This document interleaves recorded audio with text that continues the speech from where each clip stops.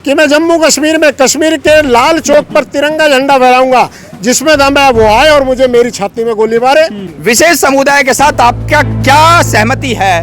किस प्रकार के पत्र आपने साइन कर रखे हैं कि आप जिले के अंदर 5000 वोटों के लिए आप मुंह खोल के बोलने लग जाते हो और जो 2 लाख यहाँ पर वोटर है उनके लिए आप मुंह चुप करके बैठ जाते हो? ये हिंदू समाज बर्दाश्त नहीं करेगा। ये अल्प बुद्धि के लोग हैं, इनको ऐसा लगता है कि हिंदू तो बिखर जाएंगे, है ना, और ऐसे लोग जो है ना वो भी हमें वोट दे देंगे बिना हमारी बातों पर ध्यान दिए, और दूसरा पक्ष है उनके एक मुफ्त वोट हमको मिल जाएंगे। हिंदू समाज को बार बार प्रताड़ित करना, ये इनका मेन विषय हो गया।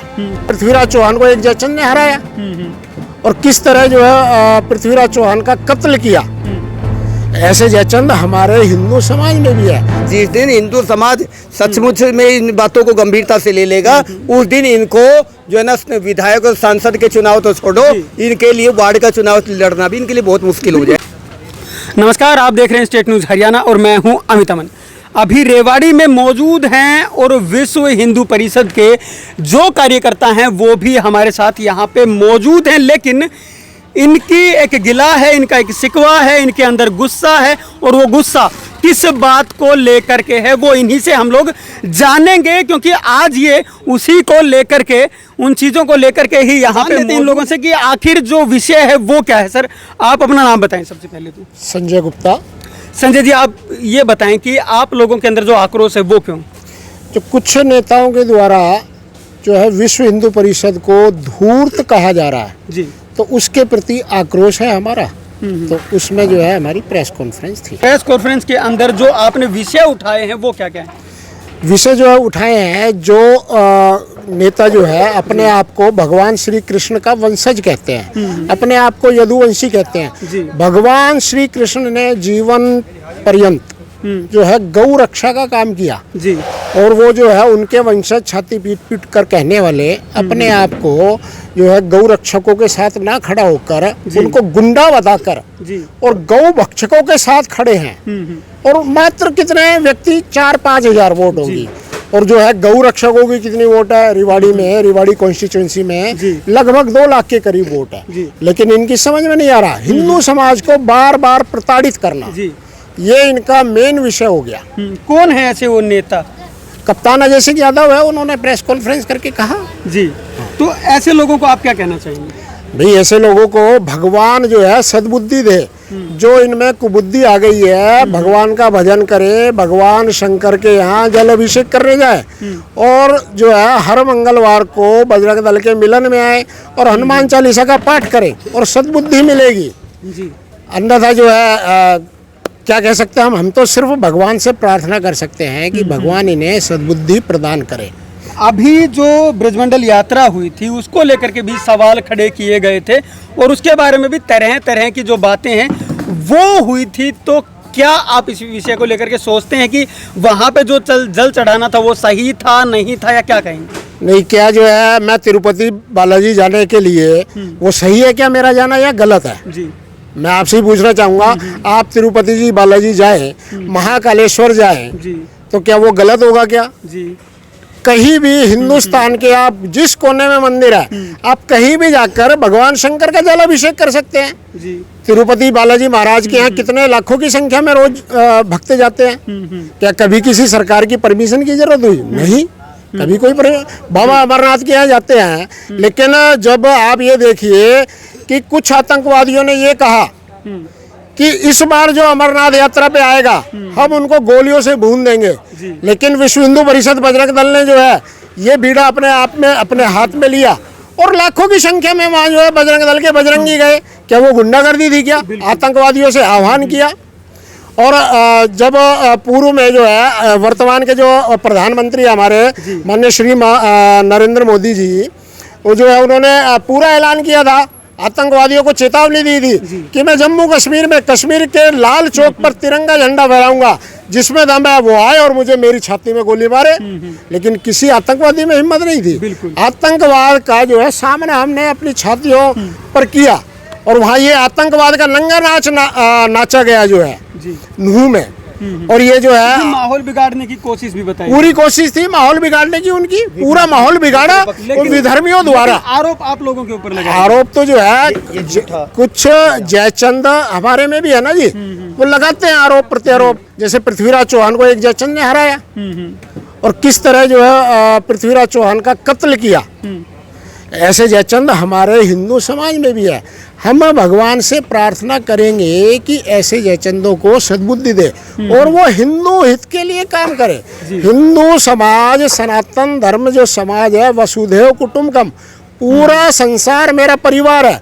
विश्व में शांति की स्थापना हो, प्राणियों में सद्भावना हो, ऐसा सिर्फ सनातन धर्म ही कहता है और कोई धर्म नहीं कहता। बिल्कुल सर, आप बताएं जी।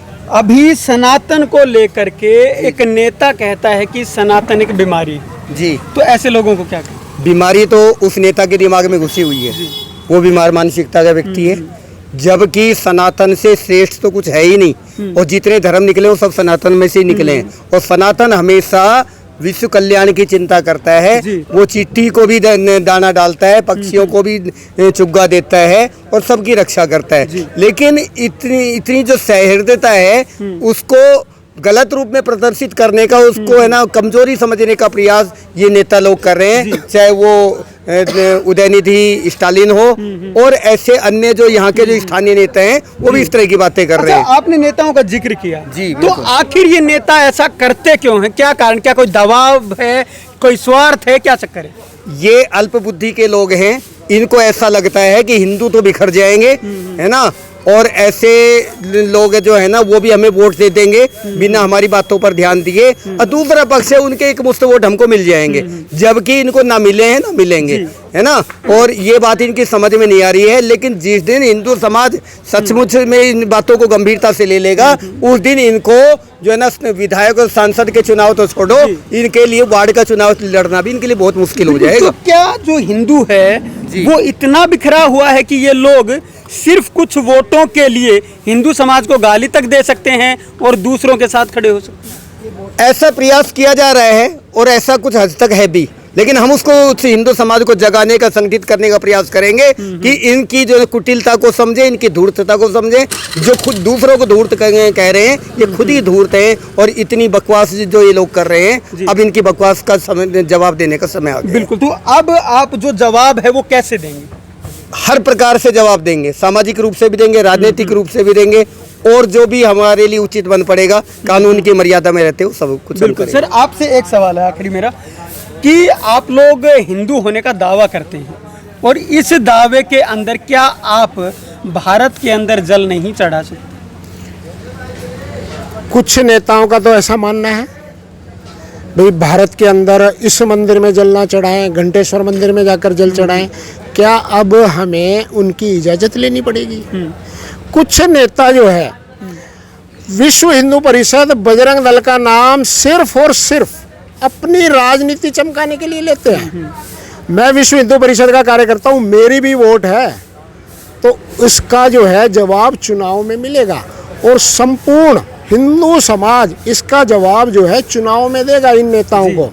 तो क्या आप लोग बहिष्कार की तैयारी भी कर सकते हैं? बिल्कुल इनका सामाजिक बहिष्कार, हिंदू समाज को सामाजिक बहिष्कार करना चाहिए कि भी जो गौ रक्षकों के साथ खड़ा ना होकर जो हमारी गौ माता को काटता है और खाता है, ऐसे गौ भक्षकों के साथ नहीं खड़ा होना चाहिए। जी बिल्कुल। सर आप बताएं, आप लोग अपना जो संगठन है उसके साथ खड़े रहते हैं, लेकिन इस प्रकार से जब बातें होती है, हिंदू समाज को बीमारी बताया जाता है या फिर इसी तरीके से और लोग एकमात्र वोट के लिए आप लोगों को गाली दे देते, तो आप क्या सोचते? देखिए, इसके अंदर जो भी लोग हिंदू समाज को धूर्त कह रहा है या हिंदू समाज को एक सनातन संस्कृति को जो है ना इस प्रकार से समाज में बेइज्जत करने की कोशिश कर रहा है, तो इस प्रकार की जो चीज़ें हैं ये बिल्कुल भी हिंदू समाज इसको बर्दाश्त नहीं करेगा और समय समय पर इसका जवाब देगा और मुंह तोड़ जवाब देगा। नेता भी इस पर याद रखेंगे। और जहाँ तक बात आती है कि इस प्रकार की जो चीज़ें ये चल रही है, हम इन नेताओं का पुरजोर विरोध करेंगे और समाज को जगाने का और संगठित करने का काम करेंगे। विश्व हिंदू परिषद, बजरंग दल हमेशा से ही समाज के हित में कार्य करता रहा है और समाज के हित में कार्य करेगा। लेकिन इन नेताओं को, इनका जब नंबर आएगा तो हम इनको धूल चटाने का काम करेंगे, इसमें कोई दो राय नहीं है। ये कोई भी नेता है, किसी भी प्रकार के नेता, कितने भी बड़े नेता है, हम इनको मुंह तोड़ जवाब देंगे चुनाव के अंदर। जिस प्रकार से हमारे रेवाड़ी में अपने कैप्टन अजय सिंह यादव जी बोले कि ये जो है ना गोरक्षक जो है वो गुंडे हैं, बजरंग दल वाले गुंडे हैं, और इधर कुछ 2-4 दिन पहले एक बाइट में देख रहा था तो उसमें पता लग रहा है कि कप्तान अजय सिंह यादव को बयान दे रहा है कि विश्व हिंदू परिषद के जो जिला अध्यक्ष हैं वो धुत किस्म का आदमी है, जबकि मैं कहता हूं कि विश्व हिंदू परिषद का जो जिला अध्यक्ष है वो हमारे लिए मान्य जिला अध्यक्ष है, और हम अपने मान्य जिला अध्यक्ष जी के लिए इस प्रकार की भाषा को बिल्कुल भी स्वीकार नहीं करेंगे और हम इसका विरोध करते हैं, हम इसका खंडन करते हैं। साथ ही में वो हिंदू समाज के लोगों को कहता है कि लोग इसके बहकावे में नहीं। अरे भाई आप हो कौन लोगों को बताने वाले कि समाज को संगठित करना? हम लगातार इस प्रकार के कामों को करते रहेंगे, लेकिन ये देखो कि आपकी भाषा से समाज में संदेश किया जा रहा है। विशेष समुदाय के साथ आपका क्या सहमति है? किस प्रकार के पत्र आपने साइन कर रखे हैं कि आप जिले के अंदर 5000 वोटों के लिए आप मुंह खोल के बोलने लग जाते हो, और जो 2 लाख यहाँ पर वोटर है उनके लिए आप मुंह चुप करके बैठ जाते हो? ये हिंदू समाज बर्दाश्त नहीं करेगा। हम इसको जगाने का काम करेंगे, संगठित होने का काम करेंगे और बिल्कुल जवाब देंगे, और टक्के की तौर पर देंगे, डंके की चोट पर जवाब देंगे हम।